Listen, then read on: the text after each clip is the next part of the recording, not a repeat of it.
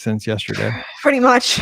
Same. I mean, that's not a lie. That's basically the button Sunday morning, and yes, it just came up. So yeah, pretty much. But we I'm are here to answer questions. It is the gang's all here, so we're glad. And thanks to Scott for last week. Yay! Thanks, Scotty. You did a good. Jeanette even sent me a message on Messenger on Facebook, and Jeanette from the Magic for Less, love her. She goes, "What happened? Did Pam and Ricky resign? Like, is it just you and Scott?" I was like, "I don't know." Like, I was like, "I think they're in Florida." I was like, "As far as I know, they're coming back." But I mean, maybe you know something. I don't know. We'll find out tomorrow. Tune in. So yeah, tune in tomorrow. Even if I moved, I can just move and still do the podcast. Yes, I mean. That's true. This was. You all know I have moved, and I still can do the podcast. Yeah, Mallory forgot you lived in New Mexico for a while. Yeah, remember when I lived in New Mexico for a while? Yeah, that was something. I think you're an alien now because she's like, "Oh, aliens are in New Mexico." I'm like, "Yes, that is true." Yeah, I was abducted, and no, not really. Anyway, like that. So if you have questions and you have questions, we have answers. Not exactly 100% guaranteed, but we do have answers. Some answers. Yeah, you need to qualify that. Correct. An answer. We have answers.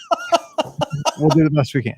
No, and yes, it's obviously Joe read my tweet today. It was a PSA. Please, every Disney podcaster, do not do the next month's worth of podcasts about brackets with things against each other. That's just done. Like, come on. We don't have to have like, we're going to rate the 64 dwarves against each other in a mad tournament. Like, no, we don't need to do that. Or the best rides. No, it's always. I vote Doc. Yeah. I'm going Dopey. So you know what? You're going you out, gotta run 48 miles. I call Dopey. No. You got to have somebody else. Fine. I'll go Grumpy. We'll just do it that way. Yeah, that's it. Hey, Teresa. There should be like Krabby though. We should add some other. But that should be me. I'm Krabby Dwarf for sure. Every time I picture Teresa, I just picture her sitting at Geyser Point at this point. I know, right? She's in like a comfy chair, nice little glass of wine. Maybe lunch or something, some fries. Some of those. What are those edamames? Little peas. Yeah, the little peas. Yeah. Those. Yeah. Yeah. Okay. Shout out to Rhonda Lee up in Nova Scotia. Alfred's here in New York City. Oh my gosh, Alfred is his avatar? Is that Debbie Gibson? You need to be here. It's been here like that for 3 weeks. Yeah. Oh my gosh. Shout out to James Youth, up, baby. I believe in Minnesota. Yeah, dude, Electric Youth. Dude, so I found Debbie Gibson. I just want to share this little brief story. I found Debbie Gibson way past her prime. And it was back when she was on an episode of Step by Step. And loved that show. That was part of the TGI Friday lineup. Yes, it was. And I seriously adored that episode of Step by Step. She sang a special song on that show, and I think she released it. And that was how I found her, was through that song, because I love that song that she sang on there. And then I found out she was like this actual pop singer from the 80s, and I'm like, oh my god, I love all of her music. Do you know that I'm related to Debbie Gibson? No, you're not. I'm not. Just kidding. Yeah, exactly. But if you follow her on Instagram, and she does sing a lot on Instagram right now. So if you follow her, that's awesome. That's awesome. That's fun. So, anyway, that's how I found Debbie Gibson and fell in love with her. So yes, because you either had in my generation, you'd either be like a Debbie Gibson fan or a Tiffany fan. Mm-hmm. Like one or the other. I was Team Debbie. She was way cuter. That was better. Yeah, I think she was definitely cuter. Yeah, definitely. I would go that route. Yeah. Big question at the top from Rachel here on the inbox. We got to hit the 7-part. So we're going to hit them each quick, and then we're going to get to the live chat questions. Okay, here we go. What is 18? We got to think of something for Friday. Yeah, but I'm going to mention that ABD group. Just FYI. The what? And we have group space on the new Antarctica ABD. Sweet. They just announced today? Yes, that new date. We have it, and people can reserve it before it opens to the general public. Ooh. Since last time it sold out in a couple days. Yeah, it did. That will be so. If we don't have that many staterooms, I'll talk about it a little bit. All right, I'm actually curious at this point. So, Ricky wants to go to Antarctica. I mean, hey, it would be another not a bucket list. Yeah, exactly. So.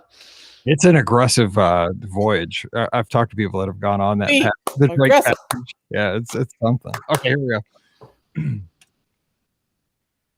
Welcome to episode 1858 of the Be Our Guest Walt Disney World Trip Planning Podcast. I'm your host, Mike Rallman from BeOurGuestPodcast.com and one of the senior agents over at the Magic for Less Travel. Happy Wednesday to you. We hope this week is finding you well and that you're just, being super productive and everything's going well at home. And I just think it's, we've made the turn. It's now March, and at least around here in the Midwest, the temperatures have kind of moderated. We've been in the 50s and 60s.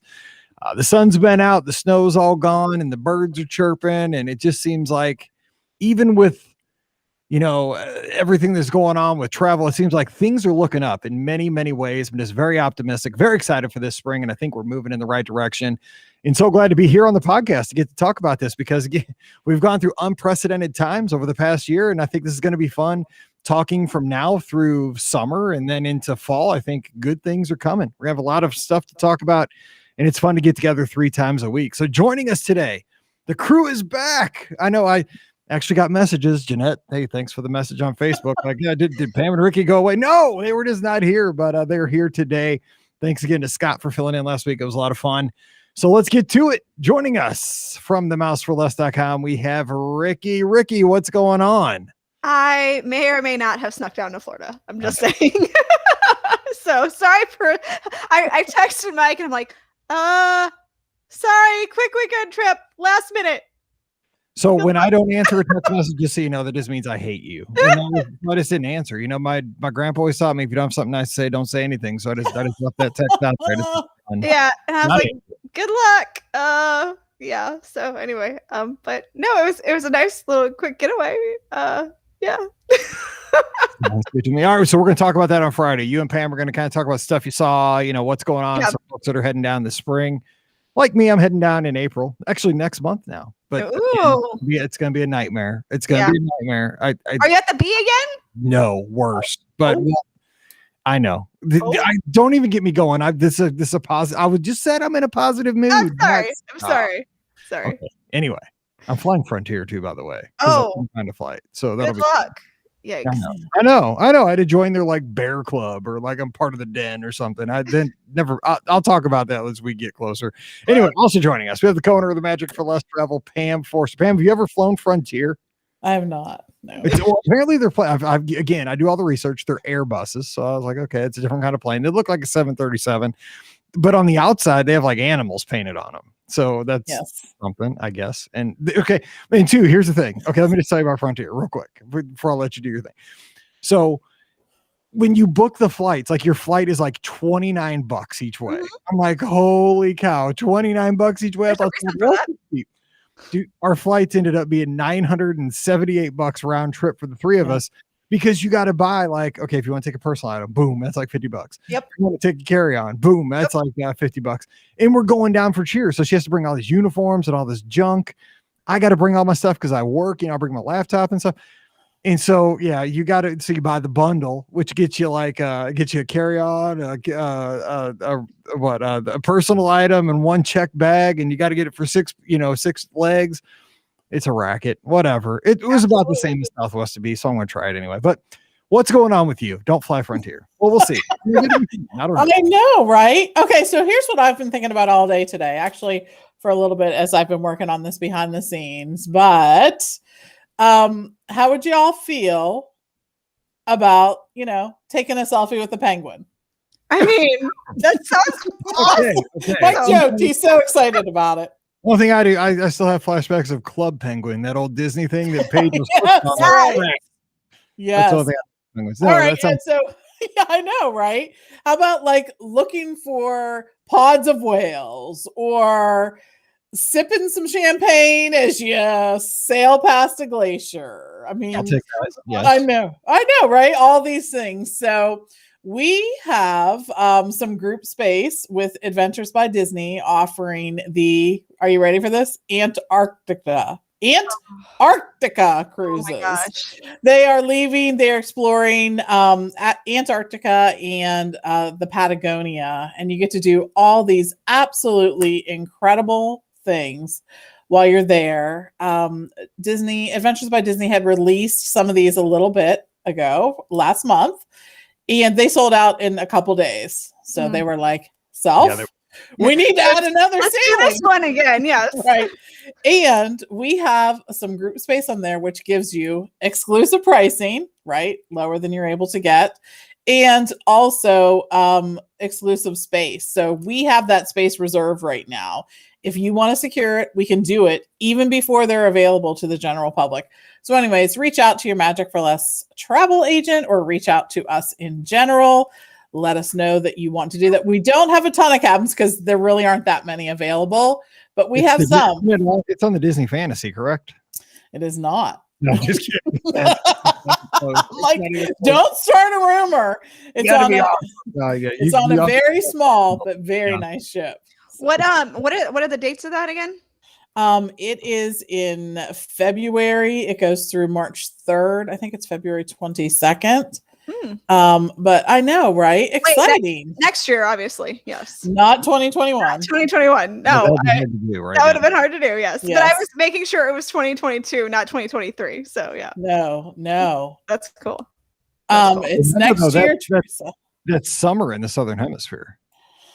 Yes, it's the best time to actually be there for this. It's one of the best times to be there. The date is actually February 20th. It departs on February 20th, 2022. And so I'm just really excited about this.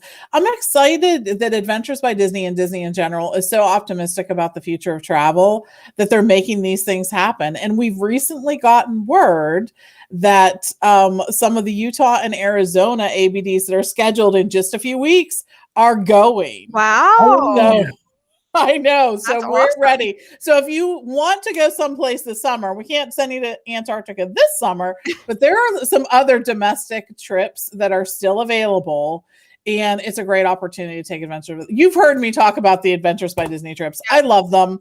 If you want to see how much I love them, go over to the Magic for Less Travel YouTube channel and check out our Adventures by Disney video that one of our agents had created for us. It is awesome. I could cry talking about Adventures by Disney. So Antarctica, my friends. Did you ever think you'd say you'd go there?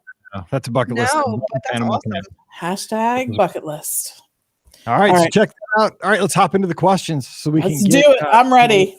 Okay, so this one's from Rachel. She's 1,120 miles from Walt Disney World.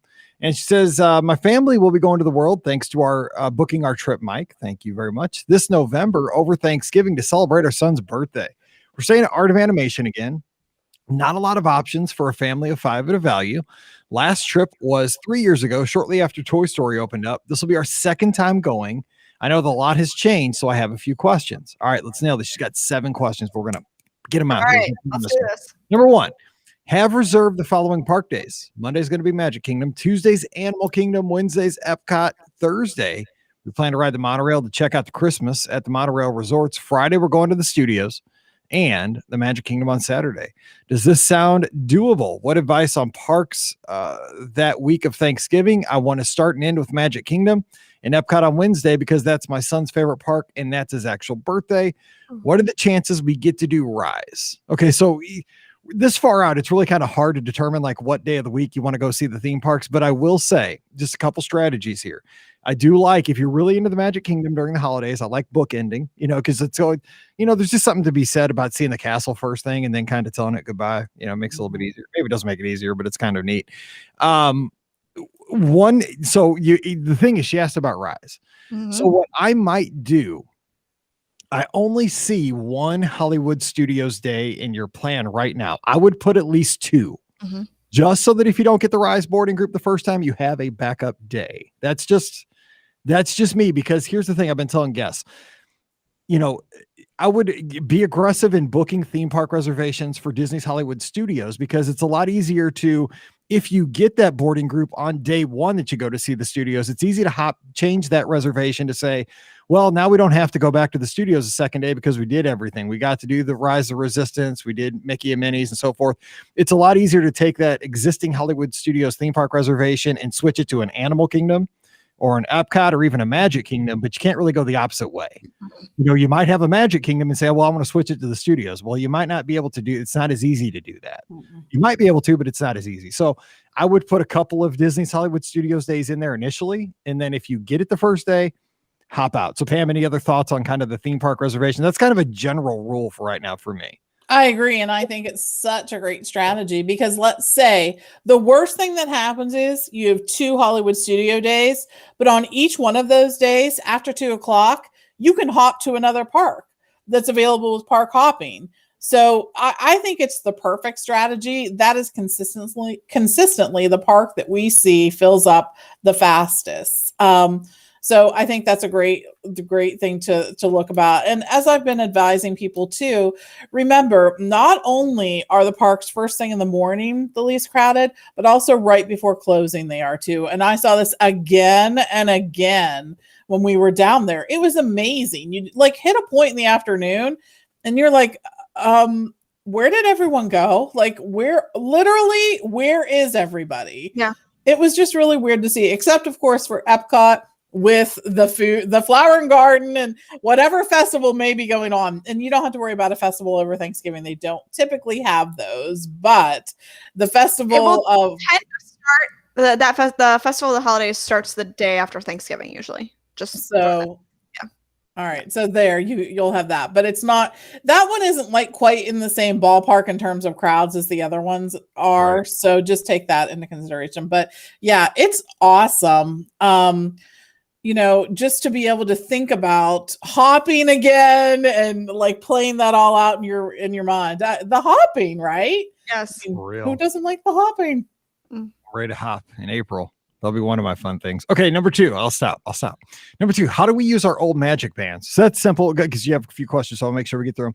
Magic Bands, as long as they're on your My Disney Experience account and they're say like 2 to 3 years old, not really older than that, they should still work. They just have to be active. And if you have a Magic Band, you have issues with it, go to the front desk. They'll look at the little. You got to have really good eyes. Basically, it's an eye test. I don't know how the cast members see them, but there's a little code. They type it in. If it's not active, they find it. Yeah, it's so small, but it's actually on there. Do that thing on your phone where you take a picture of it and then there's a magnifier actually. Yeah, you don't have to zoom in. Yeah, I use that often. I look like I'm 90. But that's why I got my contacts aren't even working anymore. I get to go back to the eye doctor and get some new contacts. So. There you go. You've been waiting for this for 2 years, haven't you? I went with my wife and so she went to get her eye test. So I was like, I'm going too. She gets all her stuff done. She gets all her new glasses and so forth. I get in there like, dude, you've been recently. You can't come back till May. And they boot me out. And I'm like, well, I'm not paying, so I'll see you in May. So I'm cheap. My gosh. Anyway, number 3. So I'm like brailing all these questions at this point because I can't really hardly see because these glasses are just for, make me look cute. No, I'm just kidding. Number 3. Just kidding. Number 3. Is there an option to grab breakfast at Art as we head out to the buses in the mornings during restrictions? We did this last time and it was such a time saver. We are the open to close type. Yes. Okay. So, and I'm going to get you on, Ricky, but so obviously you mobile order at this point. And again, November, things could be different. This has got a long way to go. But I mean, I would still use mobile order because then basically what you do is like you just mobile orders, you're getting ready. You push that I'm here as you start walking down to the food court. You go in, right now, you just kind of grab a brown bag. It's got everything you need in it. And then you can just eat it real quick and you're out. It's perfect for what you're looking for. Mm-hmm. Let me ask Ricky this one. Is Memory Maker worth it with masks? Are the photographers people or are they an automated system? That's a good question about the automated system because they were rolling that out before all COVID happened. But good news, the photographers are all people right now. The automated systems were for meet and greets, and they were only testing for a few at the time. And obviously meet and greets aren't happening right now. So no automated systems. So the good news is that it is cast members, and I absolutely think Memory Maker is worth it. Even with the masks, I have had some amazing photographs taken over the course of the last, 8 months or so that the parks have been reopened, because the cast members really, since there aren't as many people necessarily waiting in line anymore for photos, except for like at the beginning of the day and, the end of the day and stuff like that. they have more time to take photos with you. So I've gotten some really, I actually, when I was just there, had a really great photo pass photographer, and she took some really cute pictures of me and Brian, where, we had to touch foreheads and, all kinds of cute stuff. So I absolutely think Memory Maker is worth it right now, even with the masks. So shush, Mike. Even with the masks. So I still think you should do it. It's totally worth it. So yeah. And a lot of people are saying that they're having trouble finding PhotoPass photographers. They really are everywhere. They are everywhere. Like, they're not just in the general spots that you think they would be. So keep your eye out, because you never know where you may find one. They may just be standing somewhere. And if they are, ask them if they're available to take pictures with you. So right. All right, number 5. What's the best way to get from Animal Kingdom to Olivia's for lunch or dinner? We didn't need the whole day at Animal Kingdom last time, so maybe an early dinner. Trying to think. Okay, so we're pretending like they don't have a car. Okay, so honestly, I would just probably grab a Uber. That's going to be the fastest and easiest. It's going to be like $7 or $8. You could they have a larger family too, so that's something. Their family of 5. So what? Animal Kingdom to take Disney Springs, Old Key West bus, and then you'll have to take the bus to. Oh yeah, you could just go to what am I thinking? Yeah, Animal Kingdom. They're gonna have resort buses. Yeah, duh. Yeah, just get on the Old Key West bus. But then going back, you either have to Uber, or you have to go to a park that's open, or you have to go to Disney Springs. But Disney Springs is right next to Old Key West, so it's really not a big deal. So yeah, getting back to Art, you would go. Assuming it's late and the park's closed, you go to any theme park and go back to Art, or you could. Yeah, Disney Springs. I mean, you could also I'm trying to think. Yeah, I would just go to Disney Springs and then just get back to Art. That's what I would do. Mm-hmm. Number 6, do you think Phantasm will be open by November? Pam, we really don't know. We hope, but who knows? That's a stadium seating situation. With really, for the cost of putting on that show, I'd imagine they want the stadium full, right? You think? Yeah, I kind of do think that, but we really don't know. And the other thing we don't know, I tell this to people who want me to look into my crystal ball of knowledge that, it hasn't really been working for the past 18 months or so, but we don't know what Disney's working on behind the scenes either. Maybe it's not Phantasmic. Maybe it's another show, or maybe whatever. I will say Universal has put on the cinematic.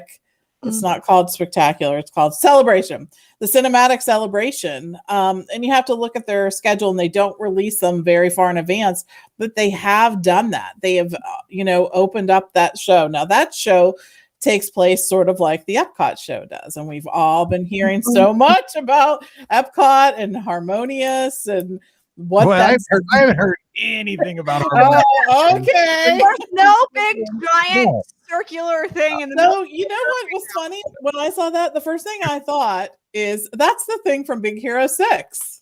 Like, it totally looks like the Sparrow Project thing. But anyway, so it's like that. So think about that. But yeah, we don't know what's going on there at this point. You have to consider is the fact that it may not be for the audience that they can't have shows like that, and maybe for the cast members, because you don't know, like, behind the scenes how tight it's magic. It's magic. Mickey pops up at the top. Bam! He's like right there, dude. It's magic. Understand that, but there are other people in the show too besides Mickey. So I'm just saying, like, you don't know about that. So it's John Smith. Yeah, exactly. Besides the characters and cast members, you've got to keep them safe too. So I'm just saying.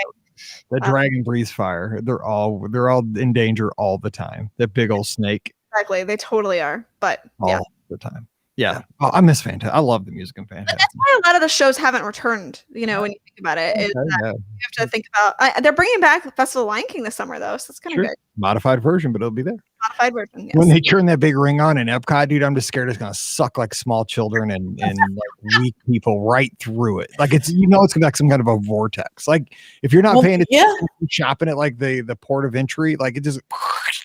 Big Hero 6. It sucked someone in there and she disappeared for a while. I'm just saying.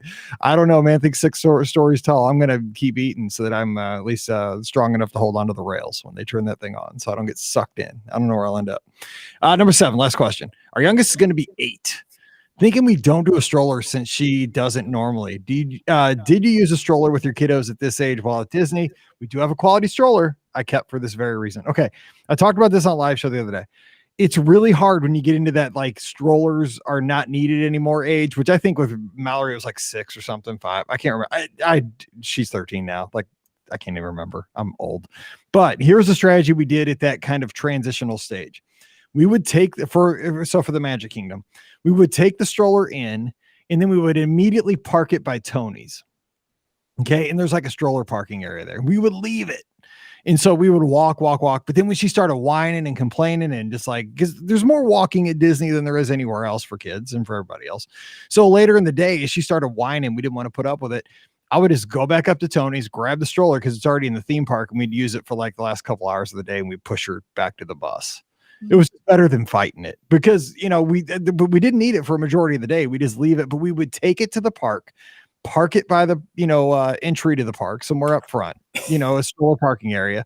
And then we have it if we need it. So I think, you might not, the only thing is you got to remember to grab it as you're leaving the park for the night. You might not use it at all that day, but you can't forget your stroller. When that would be the worst if you got right? out of the park and went back and realized in the morning, oh no, I left my stroller. It's a good compromise because maybe you don't need it, but it's like you have it if you do. Yeah. And so that's what I would do. All right, let's get to some of the questions here in the live chat. Thanks everybody for joining us tonight. Christina Keller. We have a short trip in November to get our Disney fix, but we're planning a big trip in August of 22, staying on property. We have 3 kids that will be 8, 11, and 14. Oh, wait, there's a follow-up. I'm like, okay, that was just a statement. Okay, great. That's awesome. No. Would you stay? Exactly. I love it. That's a declarative sentence. That's not it. Let's see. We have 3 kids that are going to be 8, 11, and 14. Okay, so that's important. Would you stay at the Boardwalk, Polynesian, or Wilderness Lodge? Pam, pick one. 3 kids, 8, 11, and 14, Poly, Boardwalk, or Polynesian. Or no, Boardwalk, Polynesian, or Wilderness. I can't even read. Here, I'll put it on the screen. There you go. And they're staying in a 1-bedroom, right?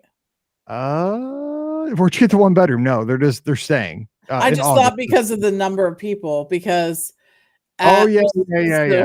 So that's going to cut down actually on, you can't, a Wilderness Lodge, you can't stay in a standard room with 5 people. You can stay in a deluxe room with 5 people. And actually even the 1-bedroom doesn't accommodate 5 people.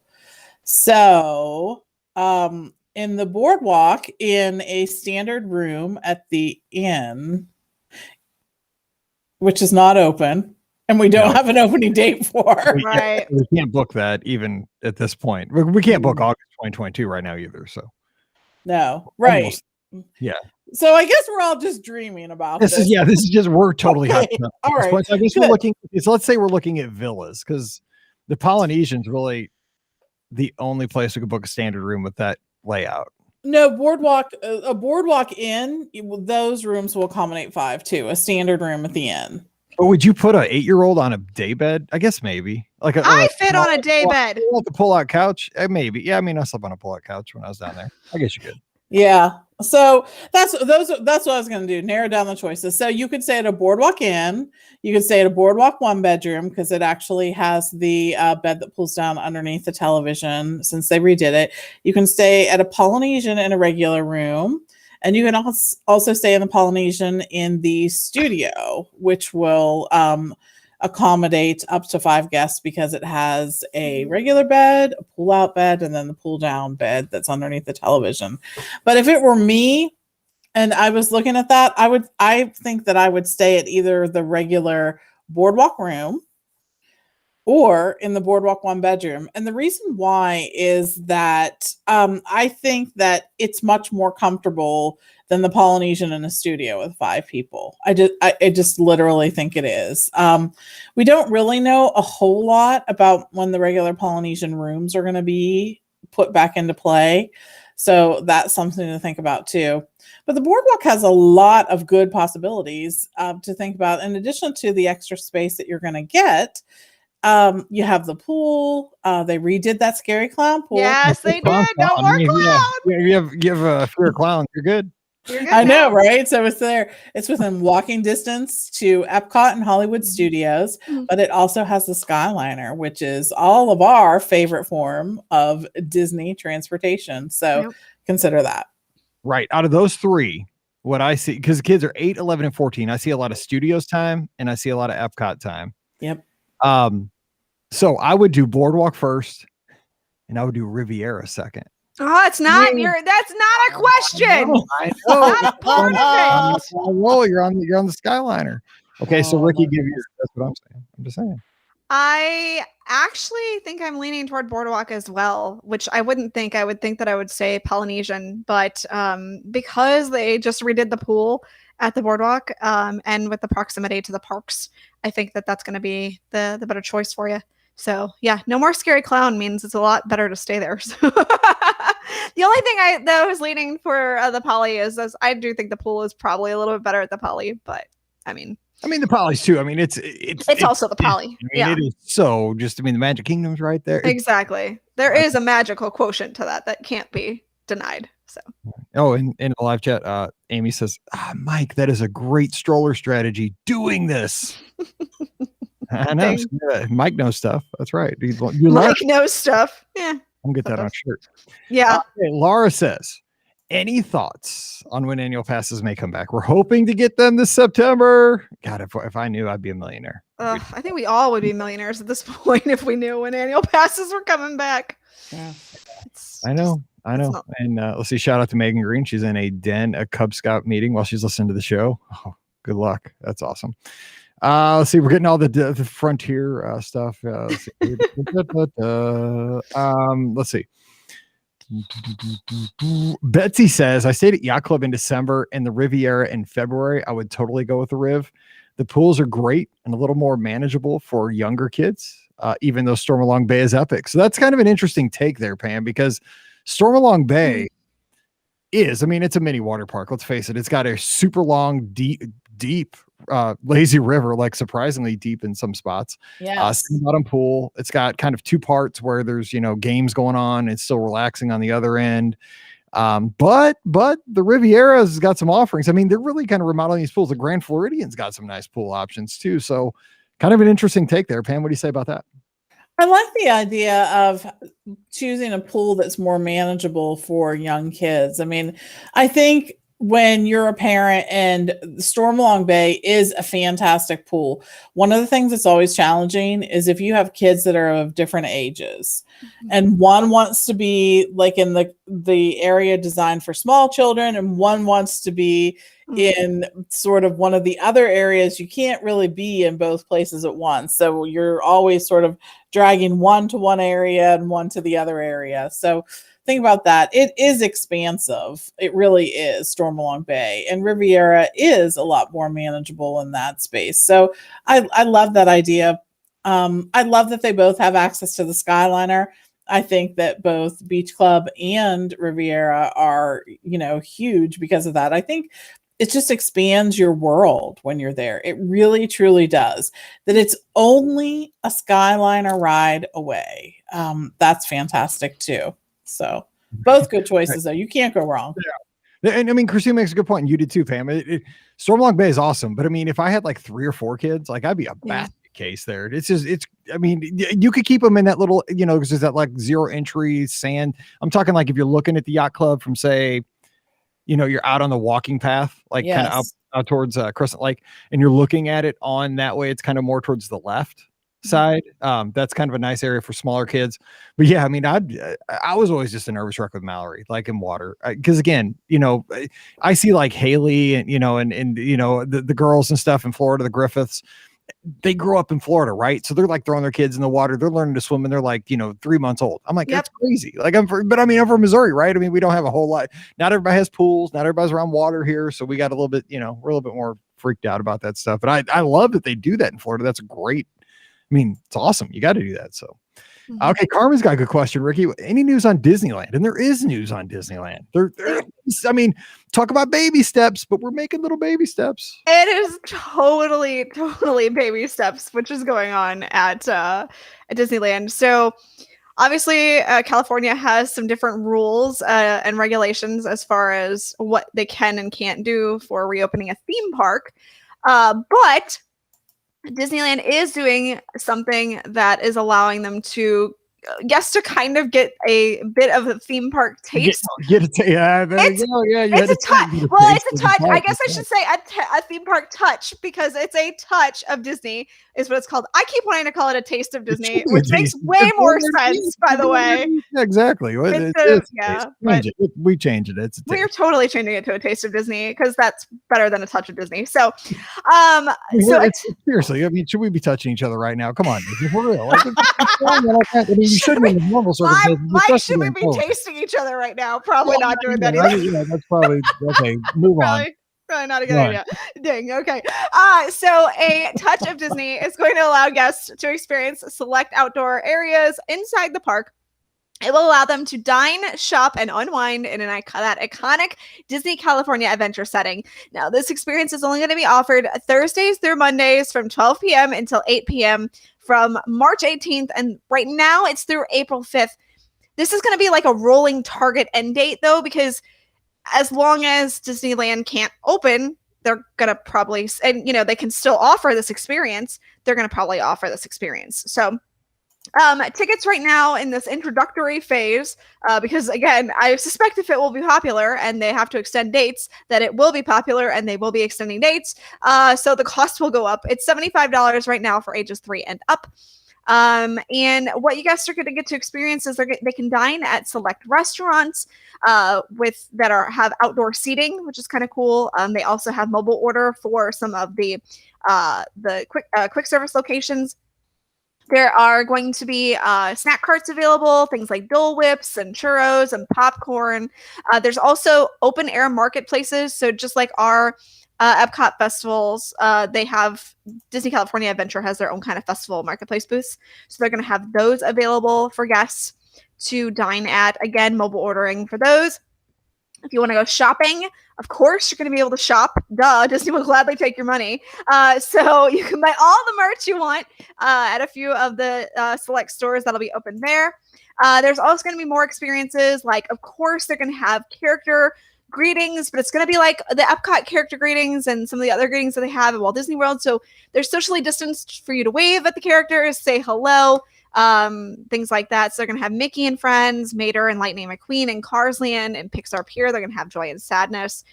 Disney PhotoPass photographers, I know we talked about them earlier. They're going to be on hand to capture unique photographic memories, which some of these things you can't do ever until now, like getting a photo in front of the Pixar Play parade floats, or in the with the convertibles from Luigi's Rollickin' Roadsters, which is kind of cool too.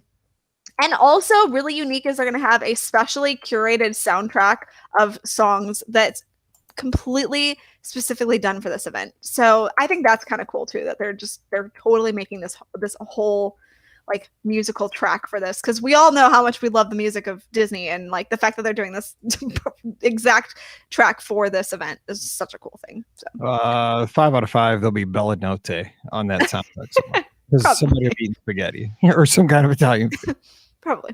Yeah. No, that's cool. And a shout out to my good friend Robbie Bottoms out in Disneyland. He's excited for this because he hasn't been able to go to the parks for a long time. So it sounds like a really great event if you live in California. Why is it complain about the cost? I think it's I think it's actually a bargain. I mean, absolutely Disney bargain. Yeah, exactly. So yeah, I don't think it's overpriced. And you're right, it probably will go up. no, it'll definitely go up. I can guarantee that. Now, of course, you can't ride any rides. So you're basically just going to shop and dine and, be in the Disneyland bubble. But I mean, sometimes I'm sure in this year, a lot of people need that. So we all deserve to be in the bubble. If we want to be in the bubble, we deserve it. Exactly. Yes. Well, you can bring those, you remember those old shoes called Heelys or Wheelies? You could just you can make your own ride, right? Yes, that's true. I don't think those are allowed in the parks though. No, I don't think they're either. I mean, it's a lot. Anyway, okay, so this next question comes from the live chat. I got to get this one because I love very specific questions. I love these. It's from Janice. She's in Pittsburgh. There you go. Hi, Janice. Hey, Mike and gang. We'll be staying at Old Key West on our next trip. I know you stayed there with Scott and it brought food in. We brought in a lot of food. Could you tell me if they have a blender in the 2-bedroom villas? My daughter-in-law is into smoothies in the mornings. Thanks for your help, Janice. I can't remember. I don't think there was a blender, but if anybody on social media as you're listening to this has been there recently and has been in a 2-bedroom or even a smaller unit, if you had a blender, let me know. Pam, Here's what I would do though. Honestly, blenders are cheap. Just Amazon one, have it delivered. True story. If you're going to be there for like 4 or 5 nights, you're going to make a bunch of Right. snooze, buy it and leave it. You know, bring it home. I feel like there is one. Or you can call and have one delivered. I'm searching back on this, but Here's the thing. Okay, so I'm thinking of Old Key. Now, this is again connecting the dots that probably don't need to be connected. Old Key West, tropical palm trees, like Right. beautiful. Okay, so very good. it should When be you like at get- Margaritaville. Exactly, that's where I was going. Right? I mean, it should be standard right there because I mean, it's like a crime to not have a margarita while you're staying there, and you got to have a blender to make frozen margaritas. Right, I agree. Don't quote me on that though, because I truly don't remember looking back on it. I do know at Margarita though, at Margaritaville they do have one. I do know Of that. course. Yeah. Totally. I mean, yeah, you need a shaker of salt and a blender, and there you go. Right? You got to step on the pop top, blow out your flip top. Flip flop. my God. It sounds like I've had one. I can't even say it. I have not. It is not. Mike has Mike had a margarita tonight? Okay, Scott's got a question in live chat. The 2 weeks before April spring break stay at Caribbean Beach, we'll be staying offsite, doing remote school and work. And a lot of people are doing that. Yeah. Is it possible to access Walt Disney World resorts to tour, eat at quick service, or meet up with friends and resort guests? They're not going to have ADRs, no annual passes, or will the gate security turn us away? Okay, so technically, yes. Here's what I would say. Again, Disney's rules is you got to have an ADR to get on site at their hotels. That is the rule, so you can be turned away. However, here's the thing. Let's be practical about this. The place that's going to turn you away the most are going to be the Magic Kingdom resorts and anything on the Skyliner. So Epcot area resorts too. Right, Because when I was there this past weekend, they had signs at the Yacht and Beach Club that it was only for advanced, those who had advanced dining reservations or had a reservation at the hotel. So right. So I mean, if you're going to say you want to grab dinner at All Star Movies, you could probably do that when it's open. Yeah. When it's open, because again, it doesn't have any. You got to think about like why would people want to try to scam their way into that right. lot, right? And so Caribbean Beach, obviously, to ride the Skyliner, Riviera, Skyliner, Pop Century, Art, Skyliner Access. So you would have trouble there. So I mean, I would imagine you could probably get over to Coronado to dine. Make an ADR. Maybe and have a sit down meal and make a day of it. And you don't want to burn the ADR. You do want to eat there, but there's.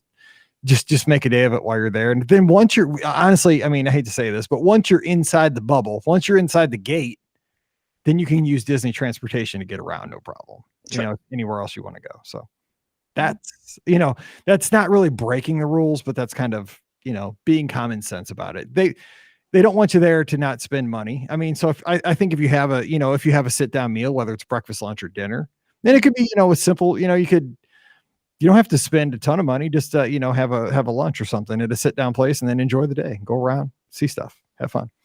Okay, Amy has a question here in the live chat. It looks like this is going to be the last one for the day. Heading to the world. Let's see, for a quick 2-park stay. We'll be at Pop and want a quick dinner via Skyliner on arrival afternoon. Mike, was the burger you enjoyed at the Riv? Or what was the burger you enjoyed at the Riv? Seems like I remember you saying that. Okay, here's the deal. Everybody get ready. The Riviera burger. Now, this was as of when I was down last time. So this was it's been too long. It was December. The Riviera burger was not available. And I still don't think it is because Scott would have said something. This is his favorite too. But there is a burger. There's a big cheeseburger on the menu at the Riviera. It's almost the exact same thing. And anyway, the burger's great. But the thing that's really good is the fries. Yes. The fries have this, what is it, like Parmesan coating? It's a Parmesan. I don't know if it has truffle, but it's definitely a Parmesan. They're called that. Rosemary or I don't even like French fries, and I devoured these things. So yeah, they were so good. So good. Yeah. And apparently Theresa says, just go with Theresa and she can get you in. There you go. She can get you in. I just say it. All right, you know what? We have time for one more question. Let's get it real quick. This one came in today. It says 4th of July fireworks ? Okay. That's a big question mark. Exactly. It says, hey, BOGP folks, we're going to be at Animal Kingdom on July 4th of this year. We are Walt Disney World veterans and a family and the family we're visiting with are newbies. They picked the park date. We know that there will not be fireworks at the Animal Kingdom due to the animals, but is there somewhere we can go that evening to experience any fireworks? We have annual passes so we can park hop, but the family does not. We know that with limited nighttime shows, fireworks are not guaranteed, but wondering if you know anything about what's going to be available this year. We'd love to go to the Polynesian and watch the Magic Kingdom fireworks. Wish Trader Sam's would be open, but is Magic Kingdom going to have them? Will Disney Springs have anything? Or what would be the best place to watch Epcot and Hollywood Studios fireworks if they have them? Anything you know would be helpful. Love the podcast. I used to listen to you on my daily commute, but with working from home for an entire year now, I do my best to listen to the weekly question shows to keep up. A huge fan. It's Carolyn in Gainesville, Virginia. So first of all, hey, you got to go from the bedroom to the office. So I know That's right. I mean, you can listen to us in 15-second chunks. It'll just There you be go. like perpetually in your ear. But anyway, so I do have bad news. I mean, again, we don't know anything for sure. Disney hasn't announced anything, but here's what I would, God, I hate to bust people's bubbles, but I mean, I'm a professional bubble buster, I guess, at this point in 2020. I've busted a lot of bubbles in the last 12 months, and it's not me, but it's you. No, it's not you either. It's me. It's not you. It's me. I would not expect any fireworks anywhere this 4th of July, unless you're setting them off in your backyard. Yes. Like in Missouri. Okay, first of all, Disney Springs never has them, so that's out. So you would not have them there. Of course, you're right. Animal Kingdom's not going to have them because the animals, they don't do fireworks. Harmonious, it's not going to happen by the 4th of July. It will be your only prayer, and I don't think that's even going to happen by the 4th of July. I would say late summer, if anything. Oh, I say October 1st. Yeah, I would say before that. I don't know. I think that's because that's part of the whole 50th celebration. So I think Harmonious isn't kicking off until October 1st. As far as 4th of July in general, I'm just going to let you know, Disney's always been notoriously slow for releasing information on normal years for 4th of July fireworks and everything. So as well as other entertainment offerings that they're going to have. So, I mean, really, they tend to not announce anything in general until like a month before. And that was when they had fireworks. I definitely don't think they're having fireworks this year again for 4th of July. It's just too much of a risk for having that many people in a confined space. And with how busy the park is on 4th of July, and having everybody crammed into the Magic Kingdom on Main Street USA, which is where everybody's going to cram into, it's just such a liability at this point. So I really don't think you're going to have any issue of seeing fireworks this year. I don't think you're going to have to worry about where you're going to be because I don't think they're going to happen. So, I would, again, this is kind of how I look at life. Like things like this, I would say, just expect that it's not going to happen. Yes. And if it does, surprise. I mean, that's, of course, they're not going to have people like cramming on the beaches of the Polynesian either. No. Construction, would just be kind of getting close to finishing up, and they're not going to do that anymore. They're not going to let like a world sit on a beach. God, I wish I'd appreciated those days more when we did that on the 4th of July, but right. What can you do? All right. If you have questions, you want to email them to get them on the show. That's a simple way. Mike@BeOurGuestPodcast.com. You can always join us around 5:45 Eastern on Mondays as we record live here and have a good time, pre-show, post-show, all that stuff. Get kind of the raw recording of the podcast. Just come over to the Facebook and YouTube channels. Be Our Guest Podcast for that on Mondays. Don't forget, today's show brought to you by the Magic for Less Travel. Check them out again. Lots of stuff going on. Adventures by Disney. We're booking Disney cruises. Now, again, Alfred was asking, when do we think Disney cruises are going to start up again? I'm optimistic. We don't know a date, but I mean, I talk to Disney Cruise Line cast members multiple times every day. And, we keep telling each other, we think we're kind of, and get knocking on wood. We always knock on wood when we talk again, but we think we're over the hump. We think that we're making progress, and we think those ships are, they're starting to dust off things, right? They're starting to maybe sew up the costumes for the shows, maybe they're getting the silverware out. I don't know. We talk about that stuff, but I think we are going to see cruises here. Now, I'm not saying we're going to see them in the next week or the next month, the next 3 months. Who knows? Nobody knows a date, but I'm saying we can book them for you. And when those ships sail, it's going to be awesome. Oh my gosh. I mean, you guys know I watch Love Boat every day in the office. I just can't wait to find a deck chair on a deck with a drink. Oh, please. So yes, we can do that. Of course, Walt Disney World. Now, again, it's kind of an exciting time. Usually we can't book the next year until, early June is typically the time where that next year starts to go on. So guess what? 2022 happening right now. You can go first half of 2022. We can get you set up for that. But I'll be honest, we've been booking a lot of trips for spring break this year still right now. People are just saying, you know what? I'm going. I got to get out of this house. And I got to get out of winter. Yes. I'm with you. Like, okay, let's do this. We can book a trip for next week. I've done that a couple times this week. I'm like, Ray, what's available next week? Hey, let's go to Coronado. Let's do it. Let's have fun. So anything you want, just drop by the Magic for Less. Great trip planning tools. Fill out the quote form, mention the show. We'll take great care of you, I promise. So check them out at themagicforless.com. Of course, free way to support the shows. Our Amazon affiliate link costs you nothing extra. Just click through beourguestpodcast.com. And again, a shout out to our patrons. You guys are awesome. I appreciate you so very much. Thanks for helping us put out these 4 shows a week. If you'd like some extra content for that 5th show called Mike in the Midwest, just go over to patreon.com/beourguestpodcast. Social media, Instagram and Twitter at beourguestpod, at beourguestmike, at Ricky Nibs for Ricky, at TMFLT Pam for Pam. Don't get those mixed up. You gotta see the video. I got fingers pointing the wrong way. I still can't figure out. It's all mirrored and stuff. That's all right. Anyway, also BOGP open line every Sunday night. Scott and me, we take your calls. We talk about all kinds of fun stuff. We always read Ricky's news stories at the top. There so you go. Up to date. Yes. So make sure you write them accurately and well. So I'm writing them as accurately and as well as I can. Yes. Appreciate that. It's over at themouseforless.com. So we do that on Sunday nights and we take your calls for the hour. We have a good time. And I have a hot take to start next Friday show. I just thought of it. I was going to do it this show. I'm going to take my hot take next week or next take. Let's go. We're on Friday. Okay, so join us in a couple of days. We'll be there. So for Pam and Ricky, I'm Mike, wishing you a great Wednesday. Time to get back to work, and we'll see you real soon. Wait, who's hiring? Disney Cruise Line is, I guess, is what she's saying. Yeah, they are for Castaway Cay. Oh yeah, I did see that. I was telling Pam about that. I think on Friday night. I'm like, dude, what if we just chuck the laptops? Alexa, turn off heater. Sorry. Alexa, turn the heat up to 100. No. She can't. Mine just went off. It's obviously ours aren't hooked up to the heater. Sorry, I couldn't. Ours is like it's getting too hot, believe it or not, in here. Wow. So. Alexa, turn up heat. I know that I'll be totally messing. She can't hear you. Mike's can.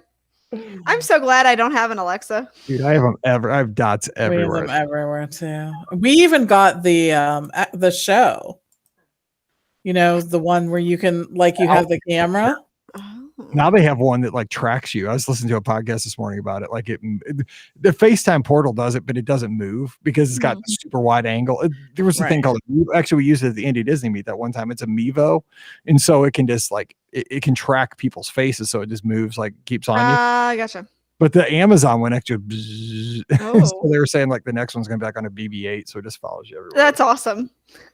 It's like the orb that Henry used to talk about. Oh, there's going to be an orb that just falls around. It's totally like the orb that Henry used to talk about. Yeah. Henry had that deep voice. Yeah, the orb. Oh my God. Okay, so let's talk about your trips. Okay. Yeah, what if I just chuck it and just rake the sand on Castaway Cay? I mean, it's something to be said. That'd be kind of fun. Why not, Mike? Why not? I could do that all day. You could. And just, at night, just chill. Okay, thank you, Scott. Let's see here. Okay, I gotta do my hot take. 1860. Welcome to I'll try it again. What? No, that's a bad one. Let's go with that one. Yep, deleting it. Gone. Here we go. Welcome to episode 1860 of the Be Our Guest Walt Disney World Trip Planning Podcast. I'm your host, Mike Rawlin from BeOurGuestPodcast.com and one of the senior agents over at the Magic for Less Travel. Happy Friday to you. Welcome to the weekend. Man, things are looking good, right? Spring training's going on down in Arizona and Florida. My wife's birthday is Sunday. Happy birthday, Pam, to the other Pam. Well, Pam, we got to all get together because you got to do Prosecco's with Pam's again. I know, right. right? It's been way too long for Prosecco's with Pam. Exactly. She was talking about that the other day. She goes, "We haven't had Prosecco's with Pam's in forever." I'm like, "Yeah, I know. haven't done anything forever." So yeah, I'm sorry. True story. I know. So happy birthday to my wife Sunday, and we're gonna have a good show today because Pam and Ricky. Again, we talked about this on Wednesday. You know, I was getting messages like, "Dude, did they just quit?" No, they didn't quit. They actually just left and they went and had fun and left me here. Bye, Mike. See you later. We were both like, we're done. Well, everybody needs a break, right? We were on a break. Yes, we were on a break. Yes, we're back. So thanks again to Scott for hopping in. But yeah, so we're gonna have a good time talking about some of the stuff they saw. They're gonna just give some tips, some observations to make your trips here this spring even better. So joining me today, we have Ricky from themouseforless.com and securely anchored in Atlanta, Georgia right now because she's not allowed to leave. What's up, Ricky? I'm not allowed to leave the state now. So yeah, I'm actually back to work. So they called me back into the office. So today is my first day back at work. So I mean, obviously we record this early, so I mean, I hope it goes well. You know, it's interesting because some of my coworkers have not been to work since June. So it'll be probably very interesting for them. As for me, I went back in August and stayed until November and then went back home again. So the break was not as long for me. But yeah, it's gonna be interesting to be back in an office and not at my kitchen table anymore. So you see, my boss said, you know what, you're just going to go into the office. I mean, like in March, like you're still going to April, May. I'm like, do I have to wear a mask? No, you don't have to wear a mask. Just go into the office. Like we don't care. Like no, I gotta wear a mask. I gotta. Yeah, I work in my basement and it's all good. So I have no, like every day. It's Sunday. Is it Tuesday? Is it March? Is it November? I don't know. You don't know. No. So yeah, we gotta wear masks. We gotta have dividers up in between our desks. So it's funny. They did this whole thing so that, like, we had like these pods, so they were very, you know, like Google-esque kind of in a way. Well, when they built our office, and then now like that bit them in the butt because you know everyone else has cubicles in the office except for our department, so they had to put up these like shields. It is kind of ironic because right before this all went down, like the whole movement was like open office spaces, right? That was us. That was exactly us. These gigantic open floors with no dividers, and all of a sudden, like, oh my gosh, like, you know, Chick-fil-A figured it out here. Like the people working the drive-through, like they wear little like tents. Yes, they should have just given us tents, right? Yes, you should have. Anyway, also joining us, who also felt my pain of having to go in every day to the office. I know. You know, just we didn't work from home. You know, we didn't remote work. We just worked as always. Like just kidding. We have Pam Preston, owner of the Magic for Less Travel. What's up, Pam? Happy Friday. I was just happy when agents were actually booking things and not just canceling things. So that's true. Just stop. I just got to sweat again. I'm just getting over that. I know, right? I remember like it was like in, you know, August or something. I made a final payment and I'm like, okay, how do I do this? You know, we're actually traveling now. Yeah, baby. I know, right? It just feels really good to be back to doing what we do. So love that. And I think I had posted this not too long ago, but like I think people are now in touch with like my struggles, you know, from working at home all the time. You know, like my husband would call me, this is back way before COVID, and be like, okay, we're going out tonight. Like you may want to put on clothes that other people can see you in. And it would be like, oh yeah. I probably should. Mm-hmm. Yeah. Okay, so I gotta explain. Okay, I promise we'll get into the Disney stuff, but like, okay, so I started working from home in 2017. I'm very social, right? Because I was a teacher, I was on every committee, I did all the clubs for the kids. I mean, I think I just got, you know, wiped out because I did everything for 17 years at school. Like That'll do it. Everything, and I loved it. You know, I was very social. You know, I was always in trouble for like, you know, hanging out in the other teachers' classrooms. You know, like, meeting wives. Exactly. You know, it's fine. Well, yeah, I did meet my wife. You know, like, where are your kids? Well, they're fine. They're fine. On the computer. But the whole thing was like, then I get, you know, working from home, like in isolation. Like, dude, I'm like in solitary confinement. It was crazy. Like, I was like, nobody to talk to. And so, of course, Pam is like with kids bugging her all day. You know, she's teaching. She teaches fourth grade. They're all, you know, they're just high in maintenance, right? Kids, like 25 fourth graders. It's nuts. So when she gets home, What's she want to do? Sit on the couch, right? She don't want leave her alone. Don't talk to me. What do I want to do? I'm like, dude, we got to go. Yeah, We got to go to Texas Roadhouse. I got to see people.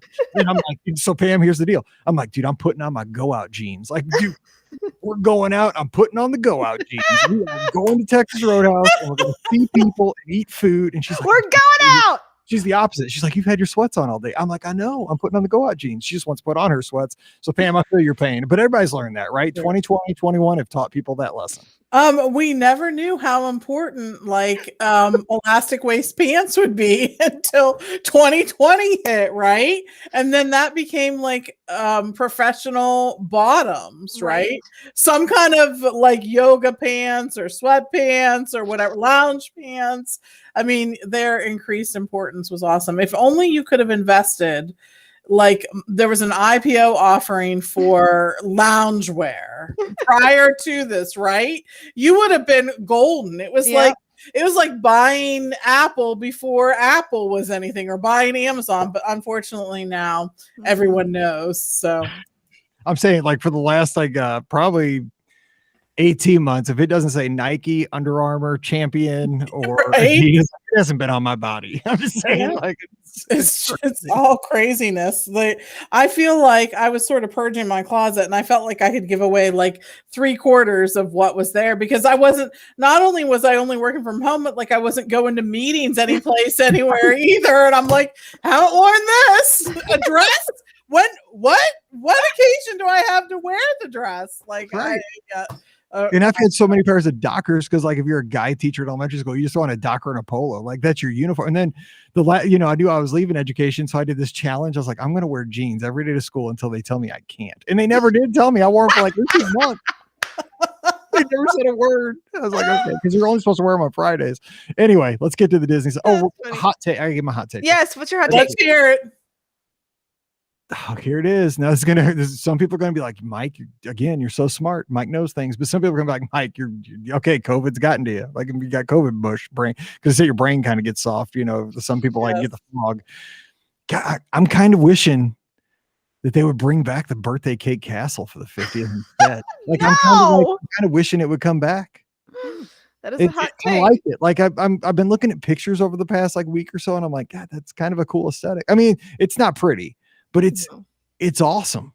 Like for some reason I'm thinking like, okay, so Pam, what if they announce, okay, you know what? It's a weird year. We still have the stuff. We had it back, hidden behind Splash Mountain or something, the birthday cake outfit for the castle. Would you be offended if they just, instead of the 25, they just 50 and called it a day and made it the birthday cake castle? It's all pink again. So I will tell you that there are very few announcements that Disney makes that offend me to the level that the Disney community is offended. In fact, I actually don't know that there's ever been an announcement that offended me to the level that some folks get offended. Having said that, honestly, I would think about it just for like a little bit and I'd be like, that's an interesting choice. And then I'd be like, you know what? The way that the castle looks doesn't impact my vacation really in a negative way. Like I personally love the castle right now. I think it's beautiful. Oh, it's gorgeous. Yeah. Right. That is lovely. But let's say they painted it a hideous color that I didn't like. I would still be like, lizard green. Okay. I'm going to go there. I'm going to take a picture of it. I'm going to make sure that our team has pictures of this castle, regardless of what it is. And then I'm just going to move on because you know what? The color of it doesn't impact Mike, they should do lizard green. That's exactly the color they should do. Love lizard green, but no, now see Rachel, she's tuned in all the way from Singapore and she's wrong. No, I'm just kidding. No, Rachel, no, you can't project it. Like this is all, you can't go halfway. Like I want that sucker like full, like physical Pepto 90s. I need 90s. Like, cause that's what was that? The 90s? That was early 90s, right? 71, 81, 91, 96. Yeah. Oh, look at that. Mike can do math. Mike can do math. Mike can do things. Magic. Okay. So that was my that's awesome. Like, see the castle. Let me know what you think on social media at BRGS Mike. I'll retweet We'll take a little. Maybe that should have been a Dr. Mike thing. You should have That figured should out have how to like no fussing, no cussing, no castle. It looks like a birthday cake or something. No, I do. Yes, Castle. That looks like a birthday cake. Yeah. We can all dream. Okay, so you guys both went down. Yes. And so Pam, let's talk about you first. Like where'd you stay? Let's give, I mean, we can't talk about the entire trips, but just give us a few nuggets. So I stayed a few different places as per usual. I am not content with staying in one place. I actually was over at Universal for a while, and I stayed at the beautiful new Portofino, which they have redone their rooms. That is actually the sort of the flagship hotel. It reminds it sort of looks like Portofino in Italy. It's beautiful, it's gorgeous. It's one of the resorts at Universal that has Express Pass. Now, unlike Walt Disney World, at Universal, you do not have to make reservations to get into the park. So I just wanted to point that out because I think that's something I was trying to think. Like, we've seen a little bump in our Universal sales, and I was trying to figure out what is that. Oh, that makes sense. And I think it might be that, like, the level of planning just doesn't have to be there if you're staying, especially if you're staying at Portofino, Royal Pacific, or Hard Rock, because not only do you not have to make park reservations, but you also get Universal Express Pass for free, which is like having fast pass for every attraction all day long. So, anyways, I stayed there. Then I moved over to Coronado to the beautiful Gran Destino Tower, which I love, right? I mean, who doesn't love it? You can get that tower for almost a pop century. Right? I know. Standard rooms at Coronado are sometimes less than standard rooms at Pop because it's not available at Pop with a discount. It is available at Coronado with a discount. So anyways, I stay at the beautiful Gran Destino, and every time I walk into that place, it feels so good. It just really does. It's like it's another place that you're like, oh, I'm on vacation because the lobby's nice and the room's beautiful, blah blah blah. And then finally I wrapped up my trip by staying at Caribbean Beach, which the big plus for that is, of course, the Skyliner. The Skyliner. And they had some good dining choices, but I'll talk about that later. But yep, those were my 3 hotels. Guys, can I ask you one question? I'm going to give it to Rick because we're going to kind of ping pong back and forth. Did you get anytime during the trip a Madame Croque or whatever that's called, my sandwich? Yes, Steve did one morning. Steve did one morning. I'm partial to the other breakfast, the Riviera breakfast that has the eggs with the polenta. Oh, so that polenta is really good. I do love a good polenta. It is so good. It is so good. So I get that. But yes, Steve got the croque madame. So. Man, with the egg, my friend, with the egg. Thought of you when we had it. So I need one. Okay, Ricky. So now you snuck down. I saw you just hustling down 75 on Find My Friends, swung through the villages. I did. Said hi to all the old folks. I did. You also had some fun down at Walt Disney World. So tell us a little about your adventure. I did. So, as I mentioned, we got called back into work.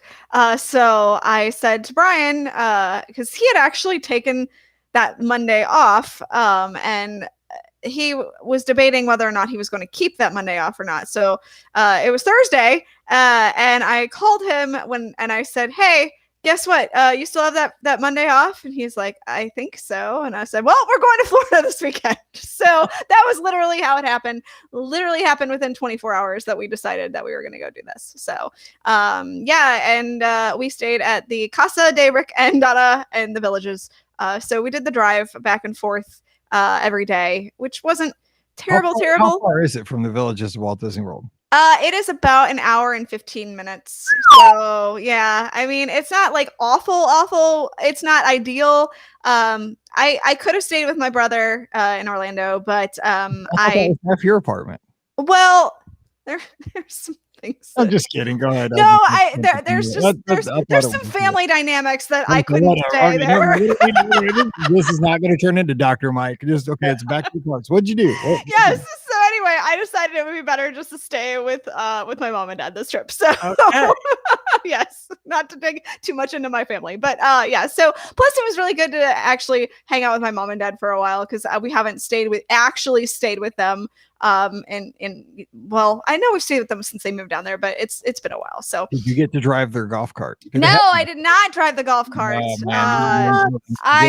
I didn't even get a trip in the golf cart this time because you haven't been to the Villages if you haven't ridden on at least driven a golf cart. I know. My dad let me drive like the first time I was down there. I think he let me drive.